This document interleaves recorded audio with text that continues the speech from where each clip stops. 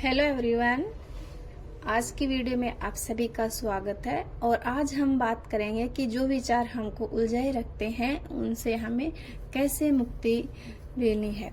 जैसे ही आप वर्तमान में मौजूद रहना सीख जाते हैं और अपने विचारों पर गौर करते हैं तो आप उन्हें टालना शुरू कर सकते हैं।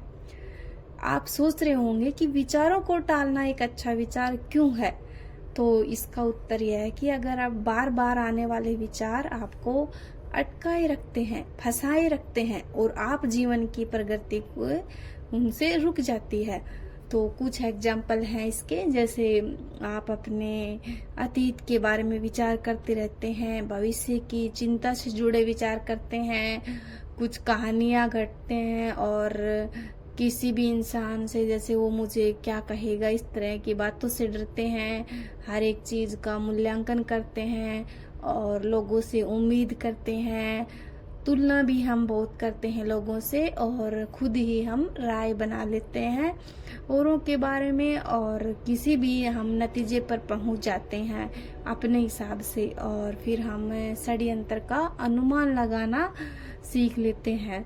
तो ये विचार हैं कुछ जो हमें वर्तमान में वास्तव में घट रहा है ना, जो हमारे आसपास हो रहा है उसे देखने सुनने से और जानकारियां हासिल करने से, जो हमारे लिए नए अवसर हैं उनको तलाशने से रोकते हैं हमें। ये हमारे जो अंतर्ज्ञान है उसमें बाधा डालते हैं। जो जरूरत के विचार हमारे आसपास से आते हैं उन्हें ये रोकते हैं। जो कि फालतू के ज्यादा विचार आते हैं वो, जब हम बार बार आने वाले ऐसे विचारों को टालने लगते हैं तो फिर हमारे जीवन में कुछ अच्छा, रोमांस और नया होने लगता है। तो सबसे पहले तो हमें अतीत संबंधित विचारों को ही जाने देना है। अतीत से जुड़े हमारे विचार और भावनाएं हमारे वर्तमान में के रास्ते में आती है। उन्हें छोड़ने से नई चीजों के घटित होने की जगह बनती है। जैसे आप अपने घर में अगर पुरानी वस्तुएं निकालते हैं, कूड़ा निकालते हैं, तभी हम विचार करते हैं नई लाने का। पुरानी जब निकल जाती है तो जगह खाली होती है और हम फिर नई लेके आते हैं। तो इसी तरह हमारे विचार होते हैं। जब हम पुराने विचारों को भूलने लगते हैं, इग्नोर करने लगते हैं और हम बार बार रिपीट नहीं करते तो हमारा कुछ माइंड खाली होता है, हमें महसूस होता है कि कुछ नया किया जाए। और जब हम क्लीन कर लेते हैं पुराने विचारों से तो फिर नए विचार आते हैं। ये ऐसे ही है जैसे छोटे बच्चे जब किसी चीज को पहली बार देखते हैं तो वो उन पर एकदम से मतलब आकर्षित हो जाते हैं। फिर चाहे कुछ भी हो, बिल्ली, कैट, फूल, पेड़ पौधे, कुछ भी हो, जब हम सब जवान होते हैं तब हमारे पास मतलब हर छोटी से बड़ी चीज आसपास अनुभव इकट्ठे हो जाते हैं, तब हम फिर वो नहीं करते। तो इसी तरह है, जब हमें किसी चीज का ज्ञान नहीं होता तो हम फालतू के विचार ऐसे ही लाते रहते हैं। लेकिन जैसे जैसे हमें ज्ञान होता जाता है तो हम अपने आप को और बेहतर तरीके से जीने के लिए प्रोत्साहित करते हैं। और जब अगर फालतू विचार आ भी रहे हैं तो हम उन पर गौर करते हैं कि कौन सा विचार काम किया है और कौन सा नहीं। तो वर्तमान को अपने अतीत से लगातार जोड़ते रहने से हम सामने आ रहे जीवन के अनुभव हैं उनसे हम वंचित रह जाते हैं। इससे हमारा मन भी भारी हो जाता है। तो इसे अपने बजाय दूसरों में देखना अधिक आसान होता है। आप शायद ऐसे व्यक्तियों से मिले होंगे जो वर्तमान की किसी घटना पर प्रतिक्रिया व्यक्त करते समय अतीत की बात जोड़ देते होंगे। आप अपने भीतर यह आदत महसूस की होगी, अतीत आपके वर्तमान के रास्ते में आ जाता है। तो आपको इन सब चीजों से बचना है। दूसरा है कि अतीत को जाने दे। और फिर आता है कि अंतराल में नई जगह बनती है जब हम अतीत को जाने देते हैं। और फिर आता है कि भविष्य की चिंता छोड़ दे। भविष्य कोई समस्या नहीं, केवल आपका एक अहंकार ही भविष्य की चिंता करता है। यदि आप अपने शरीर मन से ये तय कर लेते हैं तो आपको अपने आप इस तरह के विचार आने लगते हैं कि आगे क्या होगा, क्या हो सकता है। हमें इस तरह से तैयार किया जाता है कि हम जीवन को अस्तित्व के संघर्ष के रूप में देखते रहते हैं। तो आपको इसको संघर्ष के रूप में न देखकर अहंकार को छोड़ने और आपको चेतना के रूप में अनुभव करना होगा। तब आप अपने भविष्य को लेकर शायद कोई चिंता नहीं होगी, आप सही कदम उठा सकते। आपको अपनी कहानियों से मुक्त होना होगा। आपको ये सीखना होगा कि जीने का सबसे अच्छा तरीका यह है कि हर पल का अनुभव किया जाए और फिर उसे जाने दिया जाए। लेकिन हम में से अधिकतर लोग ऐसा नहीं करते। हम अपने अनुभव को कोई नाम देते हैं और फिर कहानियां बनाने के लिए उन्हें जमा रखते हैं। ये कहानियां हम अपने आप को सुनाते हैं और दूसरों को। हमारी कुछ अतीत की दुखद घटनाएं लेकिन वर्तमान और भविष्य को भी वो परेशान करती है। यदि कोई हमसे पूछता है कि आप क्या करते हैं, तो यदि हम उनके सवालों का जल्दी और सही जवाब दे सकें तो अच्छा। जिसमें से बात यह है कि अगर व्यक्ति को मैं नहीं भी जानता तो आमतौर पर आसान सा जवाब देते हैं, जैसे मैं एक कुछ भी हूँ, टीचर हूँ, राइटर हूँ।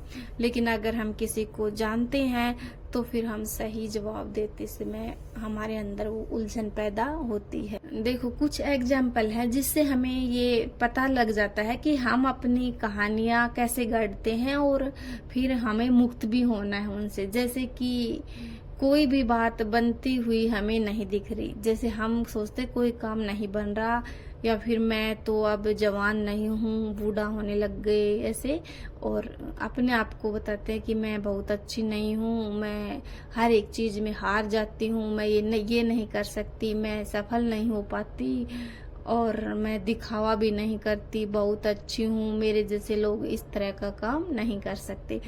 सबसे मेन पॉइंट है कि जैसे लोग बोलते हैं मेरे पास सब कुछ है लेकिन फिर भी ऐसा लगता है कि मैं दुखी हूँ।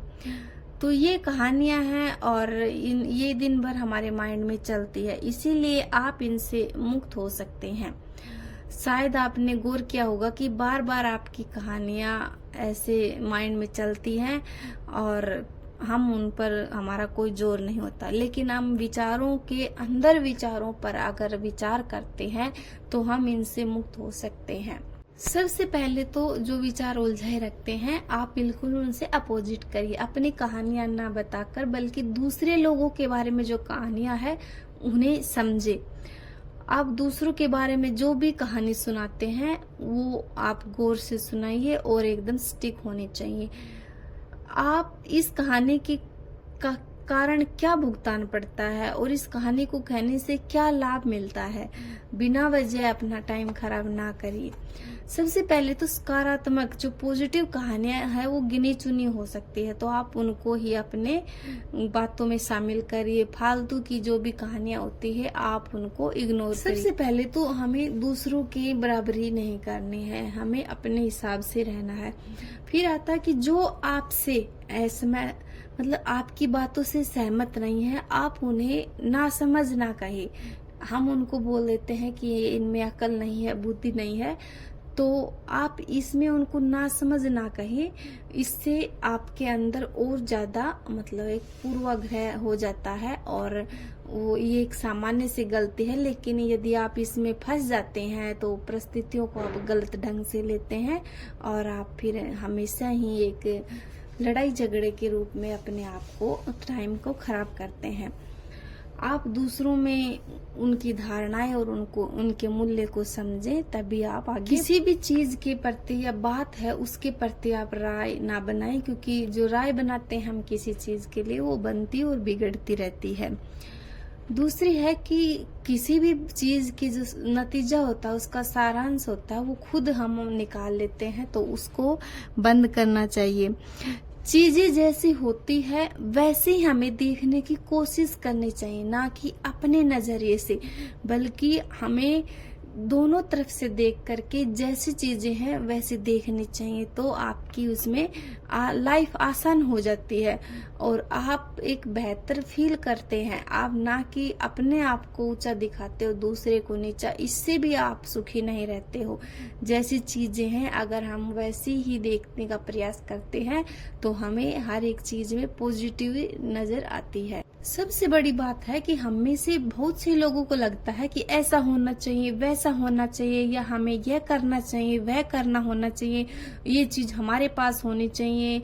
जब ये हमारे मन मुताबिक नहीं होता ये सारी बातें या चीजें, तो हम फिर विचारों में उलझते हैं, बहुत दुखी होते हैं और दूसरे लोगों को फिर हम दोष देते हैं। तो ये हमें इन विचारों से भी खुद को छुटकारा दिलाना है। और फिर आता है कि हमें लोगों से अपेक्षा करनी छोड़नी होगी, चाहे वो कोई भी हो, कोई भी रिलेशन हो, माँ बेटे, पति पत्नी, भाई बहन का। हमें उम्मीद से ज्यादा अपेक्षा नहीं करनी चाहिए, क्योंकि हम कोई भी जैसे ज्यादा अगर किसी से उम्मीद करता, अपेक्षा करता है, उस पे सफल नहीं होता, तो फिर हमें बहुत दुख होता है और हमारे विचार भी उसी तरह बनते रहते हैं। तो अगर हम उम्मीद ही नहीं रखेंगे किसी से इतनी, तो हम फिर उस जाल में नहीं फंसेंगे और हमारी लाइफ और आसान हो जाएगी। तो सबसे मेन पॉइंट यही है कि खुद से ही उम्मीद रखिए, खुद से ही अपेक्षाएं रखिए, दूसरों से ज्यादा उम्मीद ना लगाएं, नहीं तो फिर लाइफ में आप हमेशा ही परेशान रहोगे। क्योंकि खुद से उम्मीद लगाएंगे तो हम मेहनत करके पूरी करते हैं, और दूसरों से अगर उम्मीद लगाएंगे तो हमेशा हमें निराशा अपनी लाइफ में थोड़ा अज्ञानी बने रहने भी चाहिए। इसका भी बड़ा फायदा होता है, क्योंकि हर एक चीज में अगर हम अपने आप को परफेक्ट दिखाएंगे तो लोग फिर हमसे ही सारी उम्मीदें लगाते हैं और हम पूरी नहीं कर पाते, फिर उसमें हमारे रिलेशन बिगड़ते हैं। तो थोड़ा सा हमें अज्ञानी बनकर भी लाइफ जीनी चाहिए, कि आसान हो जाती है, थोड़ी लाइफ एंजॉय कर पाते हैं। लास्ट में है कि हर बात की सफाई देना छोड़ी, हर किसी को अपने बारे में कि मैं गलत नहीं हूँ, मैंने ये नहीं किया, मैं सही हूँ, इस तरह की सफाई देना छोड़िए। आप थोड़ा सा अपने आप को पॉजिटिव रखिए, लोग क्या सोचते हैं सोचने दीजिए, आप अपना काम सही से कीजिए, तभी आप लाइफ में बेहतर होंगे। आप हर बात की सफाई देंगे तो भी लोग आपको सीरियस नहीं लेंगे और उससे आपके ही मेंटल हेल्थ पर असर पड़ता है। तो आप इन सब चीजों पर गौर करिए और अपने विचारों को बेहतर करिए। फालतू के विचार, जब ये पॉइंट दिए हैं, अगर आप इन पर ध्यान करते हो तो धीरे धीरे विचार फालतू के कम हो जाते हैं। आप अपने लाइफस्टाइल को चेंज करिए तो आप अपने आप ही अपने विचार भी सही हो जाएंगे। और लोगों से थोड़े से इतने भी कनेक्ट नहीं होना चाहिए कि अपनी लाइफ की पूरी आप स्टोरी सुनाएं और फिर लोग आपका मजाक उड़ाएं।